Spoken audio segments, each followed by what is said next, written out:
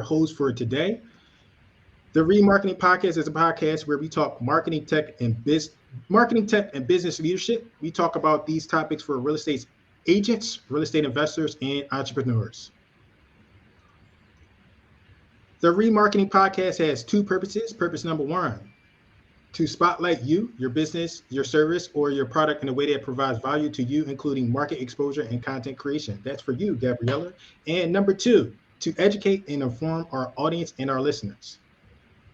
All right, so I'm excited today. We have Gabriela Pulido. Did I say that correctly? Perfect, perfect. All All right, right. awesome. Gabriela is a creative and serial entrepreneur with more than 30 years building emblematic brands. She is a passionate believer of the power of brand with a strong purpose while doing good. She has assertively built brand strategies to scale businesses successfully for more than 400 brands such as Amaranth, Shelton Academy, Insignio, Impress Polar, Mercantil, Nestle, among others, and seeking partners with clients for long-term growth. Proud mother of four and part of Endeavor.org mentor network. Gabriela, welcome to this show. Excited to have you Well, here. thank you so much. I'm very excited. I'm excited Looking too. forward. So one of the things that's interesting about you is that you said you're an immigrant. Could you tell us a little bit about that, please? Like from your perspective? So my perspective is coming and having brought up in Latin America, coming into the Mhm. US.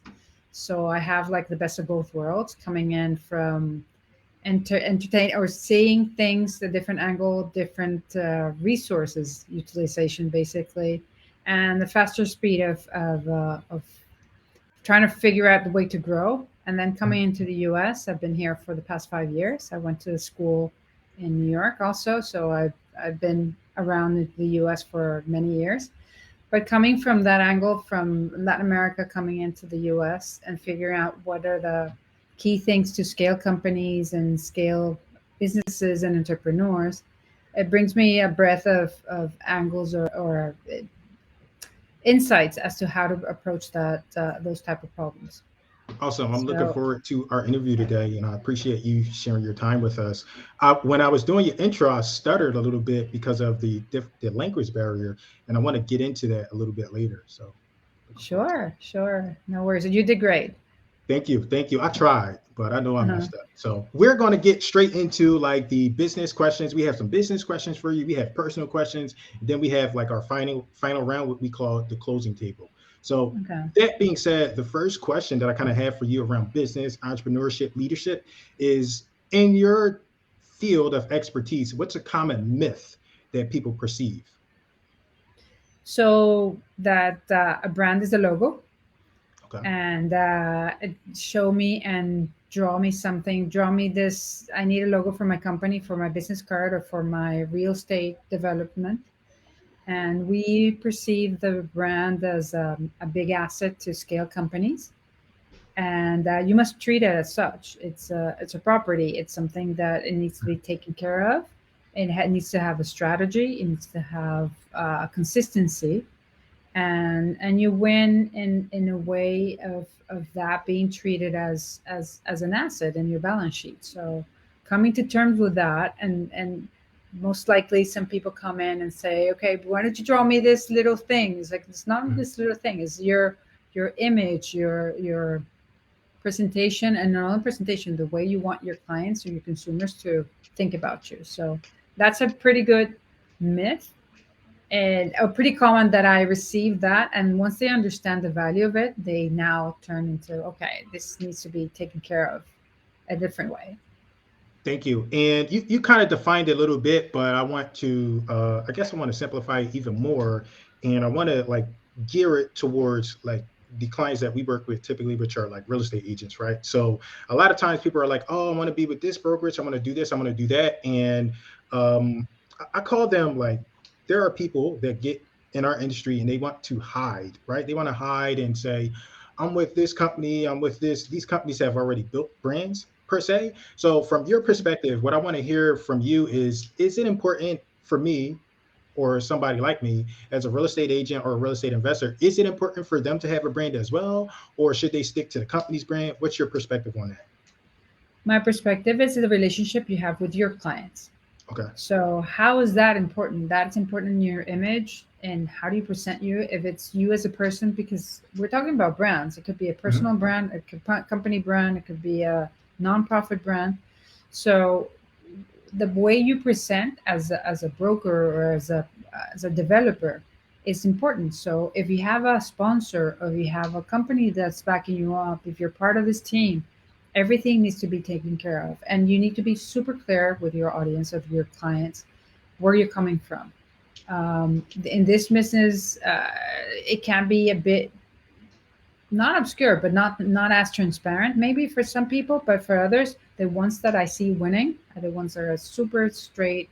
What are the ups? You don't have crystal balls on how is the market going to come up or down, or the real estate properties in Florida are well in the whole U.S., but here in Florida they're like amazing. There's no inventory, and you have to be straight clear as to what it is that you're facing and what you know and what you don't know.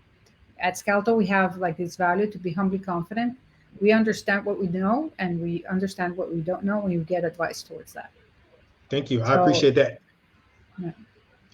So you mentioned Scalto. Could you tell us a little more about Scalto, what it is, how it started, and Yeah. just give us a little bit of history from you So too? I am like you said, a serial entrepreneur, which is Mhm. fun in a way that I came out of from my background from management consulting, and then went to branding agency. I created my own branding agency. I exited like pre-COVID, Mhm. like March 1st, and then came COVID 2020.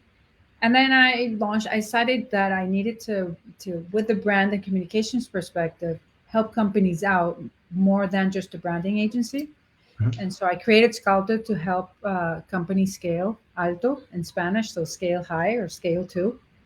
So Ah, nice. yeah, that's where it could come from. So my background is helping companies, and we have real estate prop tech companies that we were helping now coming in from Germany, coming into the Miami arena, and help companies scale in that sense, with a scaling mindset, with the right mindset, and then having the right narrative, the storyline, and the branding, and then the experience. But if you over promise, it's the worst case of all. You have to what you promise, what you see is what you get. That's what we have in the back. Thank you. I appreciate that. And my next question for you is kind of because in my experience, right, some people have different experiences, but in my experience, Uh-huh. us real estate agents, we can be a little bit difficult, right? So my question for you is, what is the biggest challenge that you face when taking on a client such as myself or someone like from the real estate space? Well, I hear for you guys, it's Mhm. really hard work in being a real estate broker in Mhm. this time and any time, because it's time consuming, and then you have the client is always right, but then again the client is not always right, and then you Right. have to deal with all these things. At the very end, it's rewarding, but at the same time you have to put a lot of effort. The same way as we have clients that they don't know what they don't know, and coming this is like a black box, because in real estate you have a house, you have an apartment, you have commercial properties, you have this. In my case, it's just creating the right strategy to see how eventually they would S curve, they would grow and scale. So first, leveling the field as to what they understanding, what they might get from us and what they don't.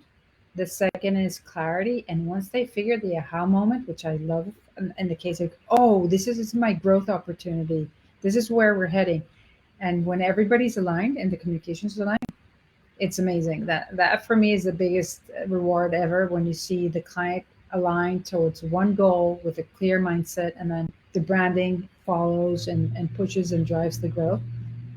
And then you see companies coming from like zero market share to 81 market share for one of the cases that we dealt with in South America, and coming from strong. It's just they couldn't explain it, and I said yes, it's something that has the right strategy in place. So that's for our typical problems, and is which is good to have. It's like they don't know what they don't know, so we start with that, and then and the other thing is maybe they're too impatient that they want to have it now, and there's certain steps that you need to go through.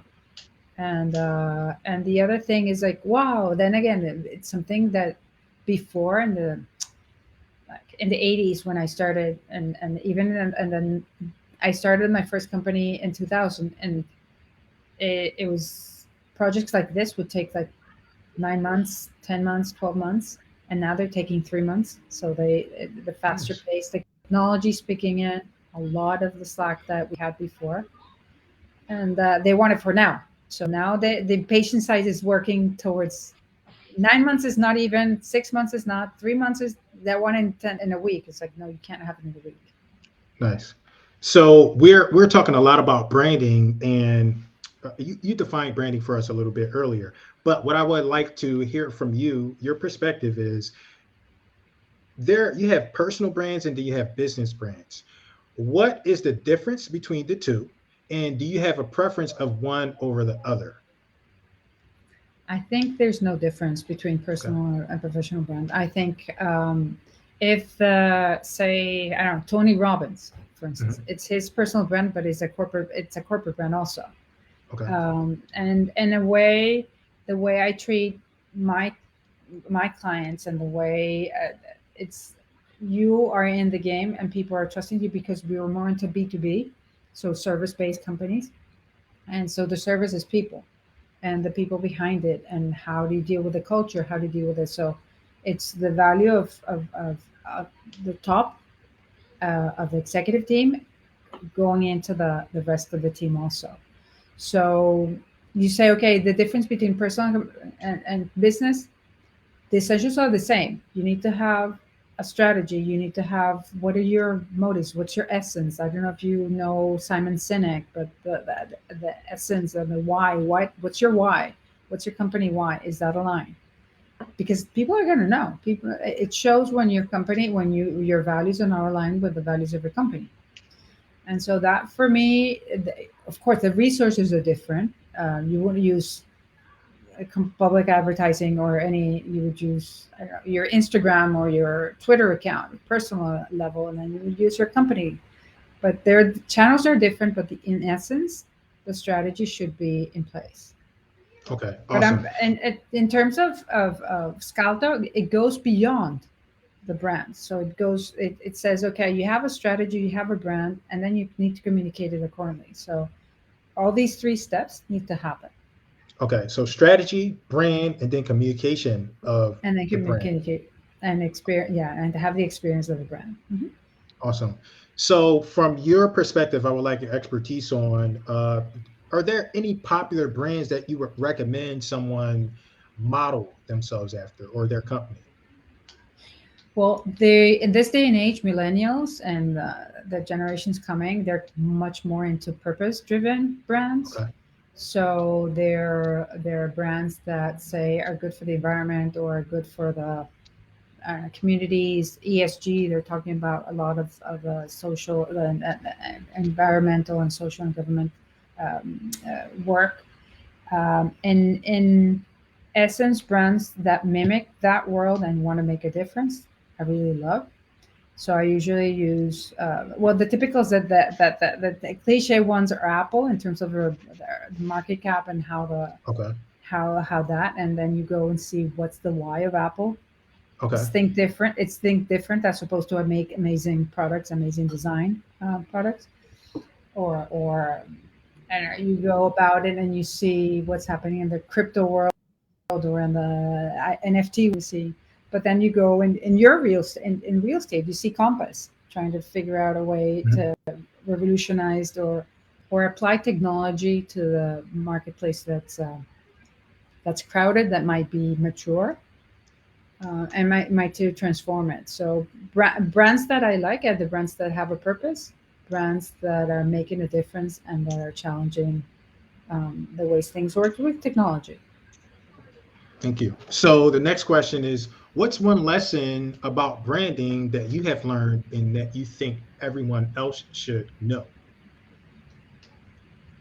About branding and communications is that you need to be consistent throughout and true to your message.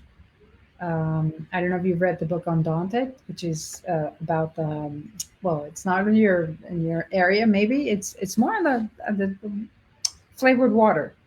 So Okay. that it's hint water, it's flavored water, and she has this recently launched book. It talks about why she was true to her brand, true to her values, one ingredient, and all natural ingredients within the all natural ingredients in the product. So she went over her ways, try to figure out the way that her water had all natural ingredients in it. So, and it takes a toll because sometimes you're like, oh, nobody's going to notice, and no, they notice. And I have entrepreneurs which I mentor at Endeavor, which I mentioned. And I train them. I mentor them. It's like, okay, you say you want to be just one brand, just one ingredient. Okay, you have to stick to that. If not, you change your brand, but or change your essence. But because the customer eventually or your client eventually is going to know. Awesome. So if I were to come to you, I'm like all frantic. Oh my God, I'm trying to figure out my business. What do I do? I want to stay true to my purpose and my brain, but I want to change it. What would your advice be for me? So I would first get is where you are and Okay. how what is your business model?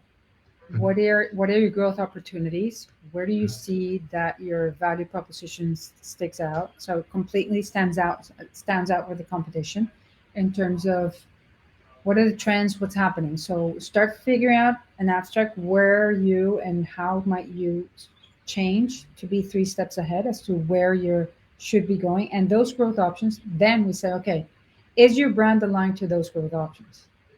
If not, maybe say it's antiquated or it's you want to go high tech and it's super um, infantile, or it's more it's more diminished or it's not aligned with that, or you want to say it's more addressable to Latin, and mhm. you have another type of word.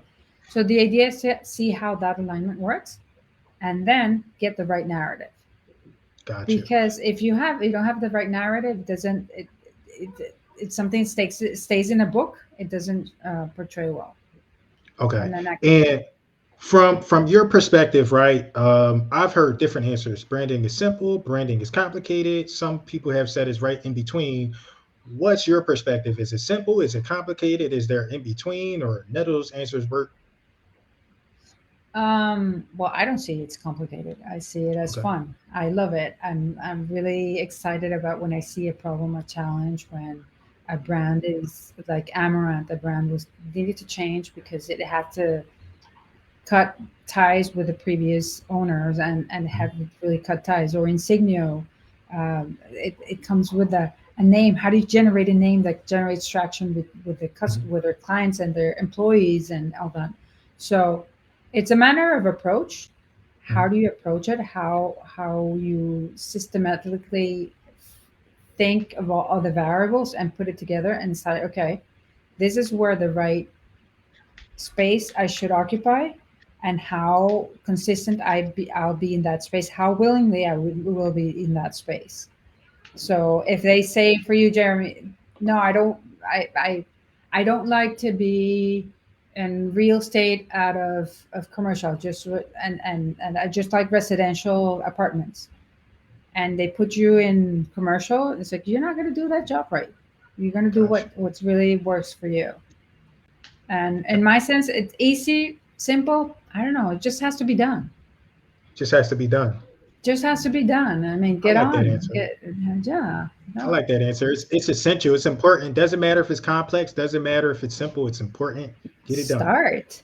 Get it Yes. done. Start. And every entrepreneur that comes to me and it's like, what is your narrative? What is your brand? What is it doing? And go back and see your strategy. If it works, if it doesn't work.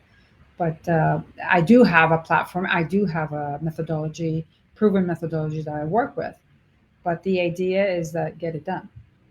Awesome. I appreciate that. And of the many, and I know this is hard, but I'm going to try to press you for an answer anyway. Of the many projects, customers you've had, do you have a favorite success story? Do I have a favorite? It's like I'm a mother of four, so every project that I have is like a baby. I try to figure out a way. But yeah, the most exciting one has been the one that I've got my team all together working for, and really excited to see it happen. So it was a project in here in Miami, and it was trying to this Amaranth project that I had coming in. It was a legacy brand. It had to change the name. It had to change everything just because of reasons of whatever government and political reasons. It had to change, and I got my team working on the positioning, the name, the activation, and I came here and I said, no, it has to be done in I don't know in a year. It got done in 6 months, just because we put ourselves back together and working with the client and with the team together. So it was a great experience. Awesome. So the next question I have for you is, what's the biggest challenge you face when you're bringing on like a new customer or a new client? Um, Leveling expectations, that we need to figure out what we can do, what we cannot do. So we're super focused, hyper focused on branding and communications. We don't do supply chain management. We don't do, I mean, other type of issues or legal compliance. We have partners doing that. So leveling them, and for us, trying to get, I don't know, try try to hit the ground running in a way. We do a lot of work doing that. So for us, the challenge is not bringing them on board. It's more dealing with the, let's say, Jerome, The ex- impatience of yeah, the the impatience that expectations. I was signed scout already, so I want it now. No, no, no. It takes time. It needs to mature. Not time. It takes, I don't know. I don't know, 8 weeks or 6 weeks, depending on the timing, but it's It's not not for in instant. 1 week. Yeah, No, because they're used to putting in like logo generator apps that you put, and then you have immediate logo generators. No, I'm not doing that. If you want, go ahead, but that I don't recommend that. awesome. So the next question I have for you, these are now we're gonna get a little, we're gonna go personal for a little bit, then we can go back. So personal, what is something that people misunderstand about you most? About me, that I'm too serious. You serious? Oh, I It's too like that one. I get that serious. one a Too lot. I serious. like that. It's too serious. No, it's that I really like to. I really like to learn. So Okay. I question. I figure and what they're doing, and maybe my face is serious. And the other thing is, I don't have a poker face. Whatever, whatever you see was what you get. So I get that often. Oh, nice. I like that. So we have some similarities there. Yeah. Next for you, I have, if you could go back and give your 18-year-old self one piece of advice, let's make it business advice, right? What would Uh-huh. it be? I was watching what is one of the Oprahs. I don't know uh, what I listen to a lot of podcasts. So one of Mhm. them is like, "My name is Wes. That's not my mess." When you're thinking about something that is a problem and try to take it a problem, it's like, think about Oprah. Think about, my name is Wes. That's not my mess. So don't take it. Don't get into trying to solve that one, Gabriela. So just that's a problem to be solved, and listen to the person and figure that one out. So that's a good advice. But the other advice is patience. It This shall also pass. So figure out. Don't stress that much. It's not getting to. It's not getting anywhere. I know stress is a word that's very common in probably in all your podcasts, but the idea of trying to stress less than I have done in the past. Okay, awesome. So now we are what I like, because we're in real estate, what I like to call the closing table. And I have three Uh huh. questions at the closing table for you. Then I got some bonus Okay. questions that I like to throw at my guests to Okay. kind of knock them Okay. off guard a little bit. But so the first question that I have for you, what are three other podcasts you would recommend to the audience and why? So I like Dare to Lead, Brene Brown. Okay. Just because you see a perspective of, in terms of leadership, in terms of different angles. She really helped me a lot during the pandemic, in terms of social working. I like Pivot from Okay. Scott Galloway and Kara Swisher, which they have a twice a week. I get like insights as what's happening and their criteria as to whether Elon Musk deserves or not to buy Twitter, yada yada. So they go super great, and I also like how I built this from NPR. Okay. And it's I like to see that or masters of scale from and see things in on a business perspective, and then I would go for meditative stories to figure out ways to embrace meditation and figure out a way to meditate more. Awesome. And so let me see. Should I ask this now or okay? So I'm gonna ask my stomp questions, right? I'm gonna try to stomp you, and you have to answer. The first question is, how can someone bring immediate value to you and your business?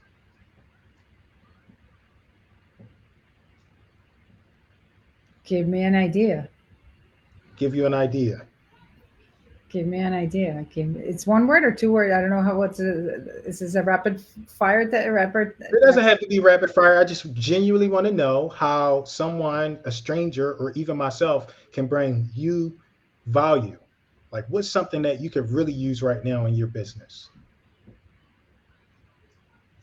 Yeah, It could be a ideas in client, it could terms. be a book, it could be a No, reference. ideas in terms of what's coming, what from your, if you're coming from real estate, what are your pain points? So I Okay. like to solve for that, those pain points. I like to solve for like uh, companies trying to introduce new products or trying to go, even a real estate group was calling me saying, okay, how can I differentiate? Because it's a really crowded market. So coming with a problem, and I will figure out if I can help you out in terms of, from my perspective, give you an advice Awesome. So pain on points, that. and I could probably get some people have some conversations with you about those pain points for sure.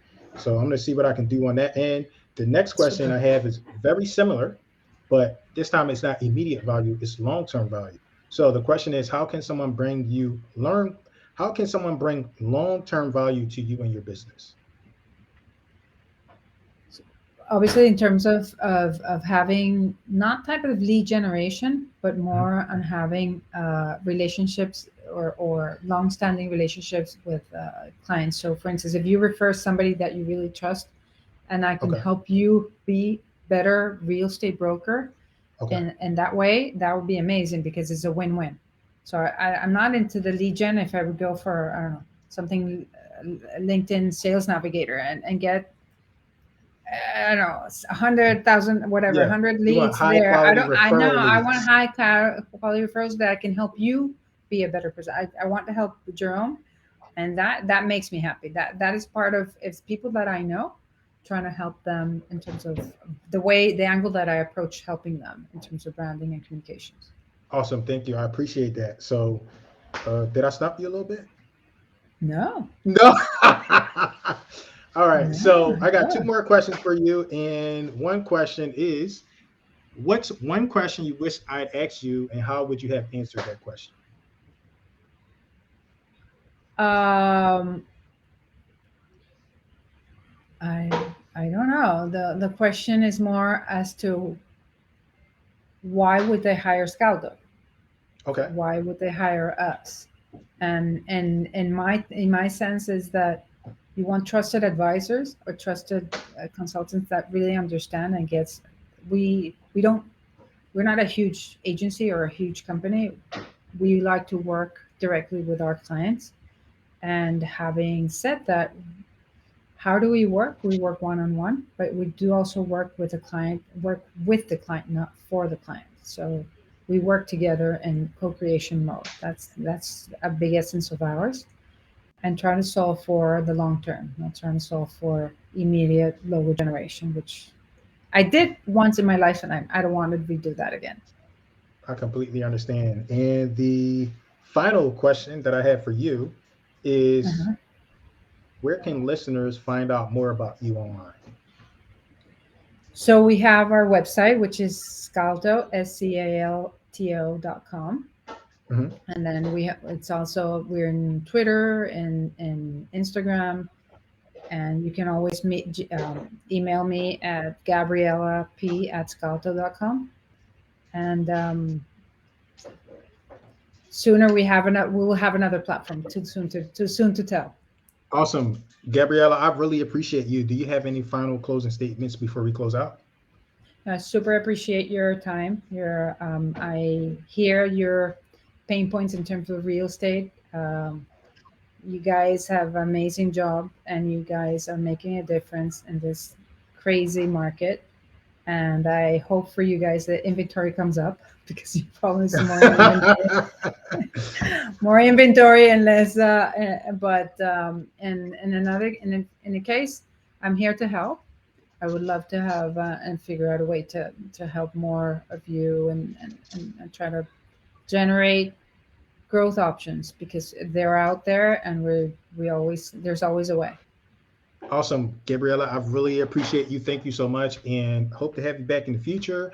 And I would like to see, some of your success stories. Maybe we can do like some case studies and some examples of the different brands that you've done in the past. So thank Perfect, you. super. I will Thank you send so you much. I some. really Thank you so appreciate much. you. All Absolutely. right, thank thank you.